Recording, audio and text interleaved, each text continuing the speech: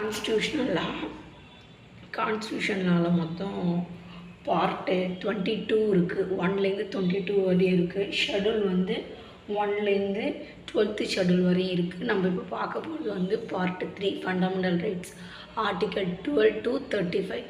First fundamental rights வந்து நம்ம பேசிக் concepts எங்கேருந்து வந்துச்சுன்னு பார்த்தீங்கன்னா யூஎஸ்ஏ பில் ஆஃப் ரைட்ஸ், மேக்னா கர்த்தா ஆஃப் இந்தியா அப்படின்ற கான்செப்ட்லேருந்து தான் வந்துச்சு. ஸ்டார்டிங்கில் 1950 கான்ஸ்டியூஷன் ஆஃப் இந்தியா அந்த பீரியடில் வந்து மொத்தம் 7 ஃபண்டமெண்டல் ரைட்ஸ் இருந்துச்சு. அதுக்கப்புறம் அதை கன்வெர்ட் பண்ணி 6 ஆகிடுச்சு.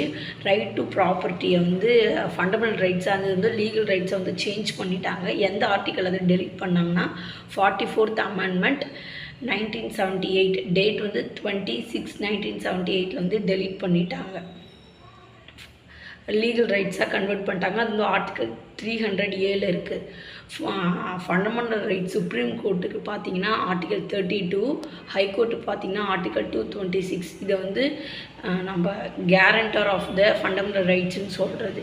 இதோட டிஃப்ரென்ஸ் பிட்வீன் என்னென்னு பார்த்தீங்கன்னா ஃபண்டமெண்டல் ரைட்ஸுக்கும் லீகல் ரைட்ஸுக்கும் ஃபண்டமெண்டல் ரைட்ஸ் வந்து guaranteed by the constitution law. நம்ம ஏதாவது வயலேட் ஆச்சுன்னா நம்ம வந்து சுப்ரீம் கோர்ட்டில் போய் நம்ம வந்து ரிட்டு போட்டுக்கலாம்.